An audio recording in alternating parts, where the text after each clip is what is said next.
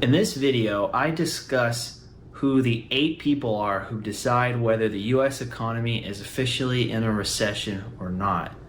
The answer may surprise you.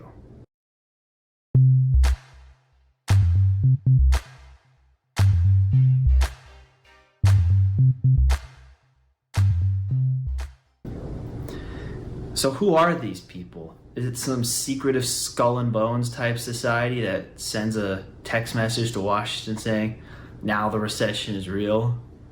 No, it's not quite that sinister. It's really just a group of academics called the Business Cycle Dating Committee, which is a subgroup within a think tank called the National Bureau of Economic Research based in Cambridge, Massachusetts. They were started in 1978, and they've had a series of prestigious Nobel laureates in economics working for them. They do a lot of policy papers and research on various stuff in the macroeconomy in the United States. As somebody who does a lot of macroeconomic research, not only for this channel, but also for my main line of work, I have cited a lot of NBER papers in my own research. In fact, this month they released a really interesting piece about entrepreneurship and the rate of entrepreneurship depending on people's partisan bias, whether you're a Republican or a Democrat, how much more likely are you to start a business, and also how partisanship affects the timing, like during which part or which party's presidential cycles do business owners start and or shut down companies. I'll put a link to that in the description, but I just wanted to give you an example of some of the research they do. And for the last 40 years of doing this kind of research, they are now known as the second most influential economic policy think tank in Washington, apart from the Brookings Institute, which is #1. And my real question is, and I try to do a lot of research on this, is why does the NBER get the benefit of the doubt? Who crowned them the sole authority of defining when a recession starts and when a recession ends? I'm not accusing anybody of anything nefarious, but I just think it's odd that everybody just unanimously agrees that this one committee gets to decide the state of the economy, and it's treated as if it's gospel.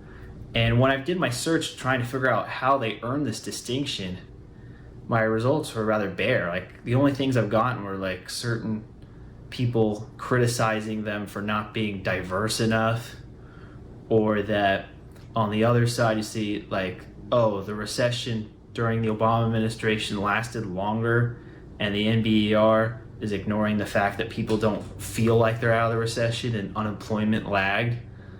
And so let's look at their criteria. And their criteria is actually rather murky. Like, the traditional definition of recession is 2 straight quarters of economic contraction or more. And that would be typical definition of a recession. However, the NBER will say that's a guideline, but they don't use that as their exclusive metric. They will look at a lot more other subjective variables in economic data to determine whether it truly was a recession or not. And they tend to be slow and lagging on these things, usually not talking about the start of the recession until well after it's happened, and the end until well after it's happened, because it's kind of the nature of these things. So if you are an investor and you are waiting to buy stocks when the NBER decides that the recession is over, you're probably too late. And so that's kind of one little flaw of their analysis, but that I don't think could be really helpful. It's hard to predict the end of something when you're in the middle of it, so I'm going to give them a break on that. The other thing is I just think their analysis is arbitrary. They could say that, oh, maybe even if there was 2 quarters of contraction, it wasn't really a recession because, say, the job market was strong, or the recession was not deemed to be long enough or do a material enough damage to the economy just based on their subjective definition of that. Or you can look at the other way, where there's only maybe 1 quarter of contraction, like what happened with the dot-com crash, but the amount of economic damage, especially in the financial markets, was bad enough that it was determined to be a recession anyway. I think that was actually probably a pretty accurate assessment.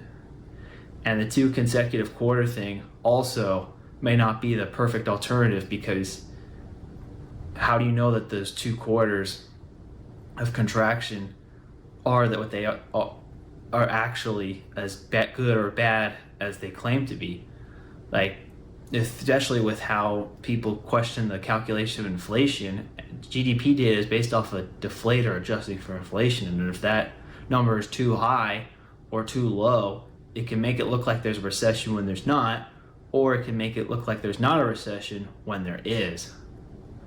So that's the thing, is that my main criticism is not necessarily that they don't time it right away, but it's just they don't seem to have a consistent metric, and it seems to be that there's really no competing explanation. And all the criticisms I see are just more superficial political ones, like complaining about the diversity of the composition of the NBER, or claiming that they're strategically decide whether a recession ends or not to suit their political clients. I'm not going to really get into those allegations because I'm not really informed on them, and it just seems like it's just partisan complaints on either side. But where this is going to matter a lot more now, because the economy looks to be sinking into a recession as I'm recording this, and the GDP data is going to come out towards the end of July 2022 for the second quarter. And depending on whether this ends up being a contraction or not, some people are going to say, hey, wait, we're in a recession right now. But there's a chance the NBER decides it's not a recession, even if you get technically 2 quarters in a row, or vice versa. Maybe it skates by and gets a plus 0.1, and the NBER decides there's a recession anyway. This group that's generally not very talked about is going to become major news in the next week, one way or the other, because once they say, if they get this the negative contraction, that's what the Federal Reserve Bank of Atlanta is expecting based on their GDP Now model, that we're going to have 2 down quarters in a row, whereas the economist consensus is a slightly positive quarter. Only one of those is going to be right. So let's just say that the Atlanta Fed is right, you get 2 contractions, but then the NBER doesn't declare a recession.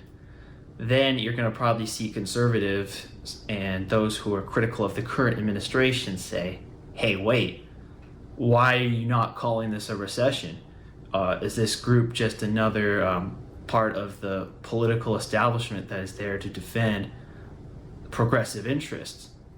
You'll probably see a lot of that criticism coming. And then on the other hand, let's say they do declare a recession, and even if the GDP is slightly positive, then you'll probably hear the current administration and its supporters say, hey, wait, is there these NBER just working for Republican business interests who want to see our party weaken and progressive causes be delegitimized? Or maybe they'll use this as an excuse to put pressure on the Build Back Better legislation being passed.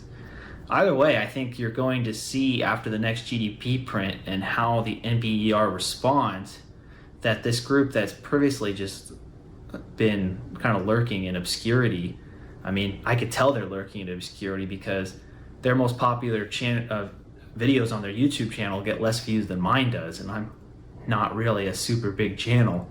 So that seems to be, especially among the technically savvy millennial and younger population whose internet is the primary source of their news, they're kind of not very well known. But I think that what happens with this GDP print and where they decide to label this a recession or not, depending on each one of the results, it's going to bring a lot more attention to what once was just a pretty obscure think tank.